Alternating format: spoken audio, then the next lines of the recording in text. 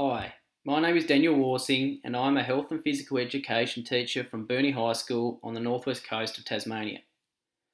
Throughout this presentation and on behalf of the Burnie High School HPE team, I would like to provide some details on the virtual cross-country challenge that we held within our school community at the height of the coronavirus pandemic. Throughout this brief presentation, I hope to provide you with an insight into how the challenge was set up and promoted, the levels of engagement from staff and students, whilst also highlighting the successes of the challenge and identifying some key areas that could be improved in any similar events in the future. So how was the challenge set up and organised? Initially, a lot of the planning was done by the HPE team through discussion on what we wanted to achieve out of the virtual cross-country and then how we're actually going to do that. There was a lot of toing and froing in relation to ensuring everyone had a fair go and how we were going to maximise engagement, but also include all students, especially those that may not have access to devices or internet. The end result of those conversations and setting up the actual event was basically detailed in this information sheet, which was designed to give the students maximum amount of information, but at the same time trying to keep it as simple as possible. So you can see there we've got the aim and the dates the event was going to happen. The YouTube clip there, which is a step-by-step guide of how to actually sign yourself up to Strava, discusses a bit of the process with once you've set up your account, you request access to the specific house that you're in, and your house coordinator should accept you, and from that point you're basically good to go. Really importantly too, down the bottom, just identify the exercise criteria and the need to have structured exercise, which consisted of at least 5+ minutes of running and 10 minutes of walking. So this was to stop people trying to work at Woolworths, for example, on the weekend with their Garmin watch on, walking 1.5 or 2 kilometres around the store and then claiming that as exercise. This seemed to be fairly successful, this information sheet. There wasn't a whole lot of questions come back from students in relation to how it was going to work. How was the challenge promoted? There was a couple of methods we adopted to promote the challenge. Initially, emailing students with the required information to set themselves up. Obviously, you've got the use of social media, so we're able to put a few posts up on Facebook to try and promote the event in the wider community. And then, most importantly, was a video done up by the house captains, which was basically done to pump up the event, and that's probably what grabbed most students' attention. I'll give you a look at that clip now.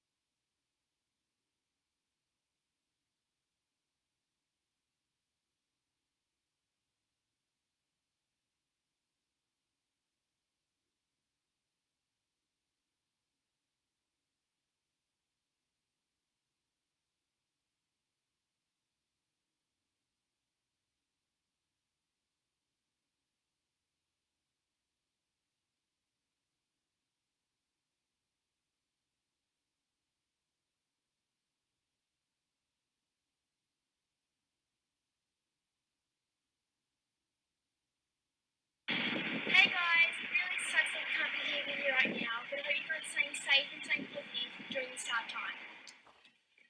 G'day AMU crew, hope to see you on Strava, 25th to the 29th of May.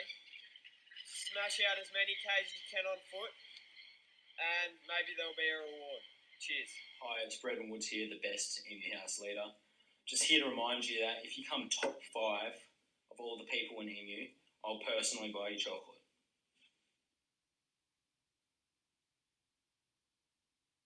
You know we're all about EMU, no trouble. We're all about EMU, no trouble. We're all about EMU, no trouble. We're all about EMU, yeah, yeah, yeah.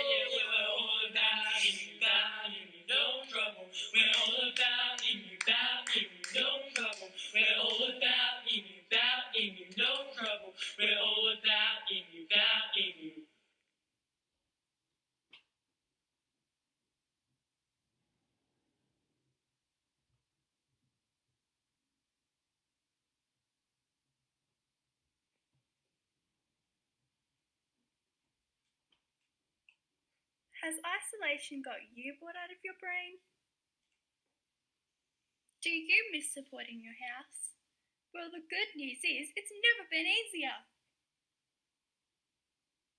All you have to do is chuck on your runners and go for a walk or a run.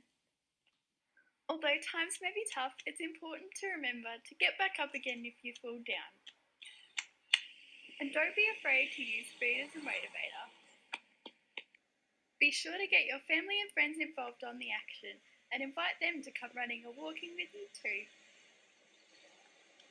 Do some hill sprints to get ready for that big hill. Try running with a furry friend.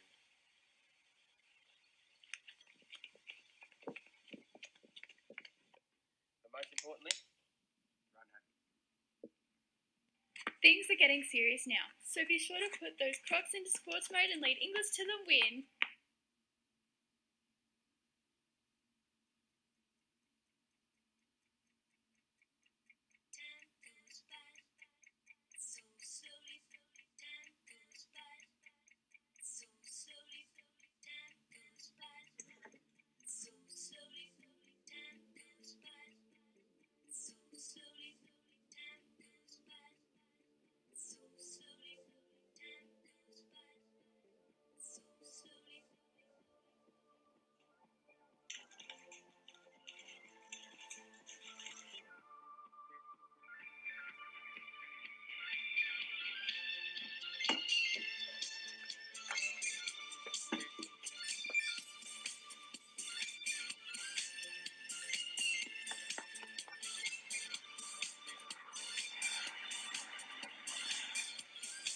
Slowing down the speed humps.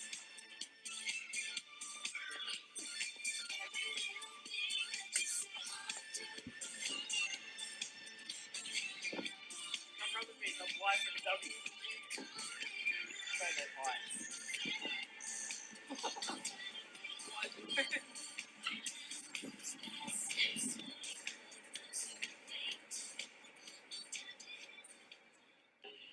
Hi guys, it really sucks that we can't be with you guys at the moment and have fun doing that proper cross country, but we hope you all get involved in this one and have lots of fun, and we hope you're staying happy and safe. We just want to see you get involved, get points for Blythe, and just do the best you can. And don't be last. Download Strava. We were also able to promote the challenge to the broader community through the use of an article completed by The Advocate, which is a local newspaper. They came into the school a couple of days in, just wrote a brief article on what we were trying to do and the amount of kilometres we'd already managed to clock up. So it's really positive outlook on the school, and I guess within the local community, people started to talk a bit more about it, and there wasn't a whole lot else happening at the time other than the coronavirus. It was really positive to see the feedback we got from this article. To provide an insight into the high levels of student engagement, we had approximately 250 students sign up on Strava to participate in the challenge. And in a school community of around 600 students, that was a really huge effort and certainly exceeded our initial expectations and hopes that we'd have at least 100 students sign up. Another indication of the high levels of student engagement was the fact that students were really happy to continuously walk, jog and run throughout the whole week. Over this period, we had around 120 students who were physically at school, and many of them were actively moving in up to 4 separate health and PE or sports option classes throughout the week, sometimes multiple times in a day, and also didn't include the extra work they were putting in during recess and lunch or after school. It was also quite amazing to see the engagement of all students that we'd probably traditionally see as non-participants. All of these students who would generally be really reluctant to repetitively run or walk in general, let alone in the course of 5 days, but they continued to participate, and they generally recorded a minimum of 3 kilometres in each double PE lesson. Finally, the immediate feedback that students were able to receive by uploading their data to Strava, that seemed to really help maintain their engagement. They were able to view their total distance travelled and the fact that they were contributing to their house totals, even if it was only walking or jogging, but it really did prove to be a great motivating factor. The engagement and support that the staff were able to provide throughout the week was really critical to the overall success of the challenge. Staff at the school were able to really pump up the enthusiasm throughout the week, and the students bought into this. It also contributed to the competitiveness and rivalry between houses, which was driven by the staff initially, but the students really picked up on, and by the end of the week it was a really great vibe around the school. It was also interesting to see the way students were able to communicate with staff in fairly unique circumstances, whether it be walking laps at lunchtime or recess. Basically, in normal circumstances we wouldn't have that time, but the students were able to have really honest and down-to-earth everyday conversations with the staff, which I think they really enjoyed. The response from students and staff alike was overwhelming with just how many students were involved in the challenge, and even though they were running in PE, health and options classes for the whole week, they continued to front up and continued to put in their best effort, which was really great to see. Participation prior to and after school, and also lunch and recess times, students were still working hard in their own time and actually socialising, which became a bit of a factor that students were able to form small walking and running groups and clock up kilometres that way. So that really ticked off the social aspect of the week, that they were communicating and getting away from devices or social media. Here's a brief snapshot of the top results from individual students and staff. Really highlights the effort people were willing to put in, and it was a real buy-in across the board, especially being able to run 100 plus kilometres in 5 days was just an amazing result. Some of the key successes of the challenge included obviously students and staff becoming more physically active, therefore improving their fitness, mental health and general well-being. It was really interesting to hear the students speak about, other than being sore, how they generally felt better in themselves, which was really positive. The resilience that they were able to show also stood out. The fact that it was a long week, a lot of sore bodies by the end of the week with the amount of kilometres that were being run, but they were able to keep fronting up and keep pushing, which was a real testament to their effort and resilience they were able to show. And obviously the social engagement through small groups and teacher-student relationships, were able to build on these and continue to talk and get away from that digital world. Some areas for improvement include the recording of kilometres for students without a device. This was done manually and required students to make contact with their house coordinator to provide the distance travelled, which was generally worked out on Google Maps. Maybe beneficial in the future to have a start and finish destination where students must plot their specific route travelled. This might make it a little bit more challenging for students who are thinking of doing the wrong thing and just providing some distance travelled or a start and finish point. It's also important to keep an eye on individual results, which may change throughout the week.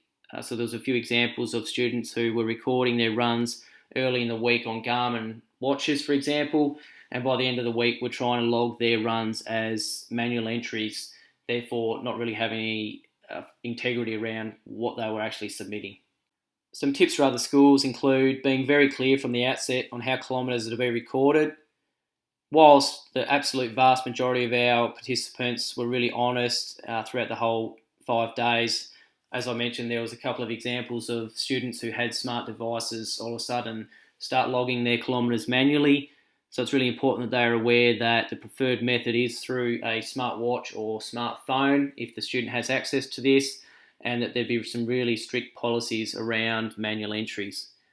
In addition, promoting participation as the primary goal of the event was critical to us, and certainly something I'd recommend to other schools. Many of our students walked all of their kilometres, and some of these students clocked up 50 to 60 kilometres for the 5 days, which was an amazing individual effort and something they wouldn't normally do in any given week. So for them to do that was a really good result. Burnie High certainly has future plans to run a virtual cross-country again in 2021. Whilst the planning for this would be in the early stages, there has been brief discussions around using it as a lead-up to the actual cross-country carnival and really trying to get that vibe and excitement back again to get students involved and keen to run and give their best effort for the school cross-country. Also looking at potentially incorporating the wider community, how this might look could include current parents of students becoming involved, or maybe past students that have been at Burnie High, or potentially looking at the whole local community becoming involved and making a really big event out of it. Reflecting back on the virtual cross country, it has become very obvious that it was a super successful initiative. The Burnie High HPE team have many highlights from the challenge, most notably the proud feeling when driving around the local community and seeing dozens of students out walking and running.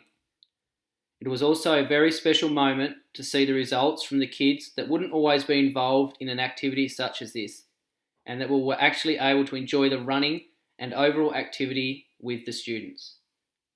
We hope that this presentation will inspire you in some way to develop your own version of a virtual cross country in 2021 and beyond.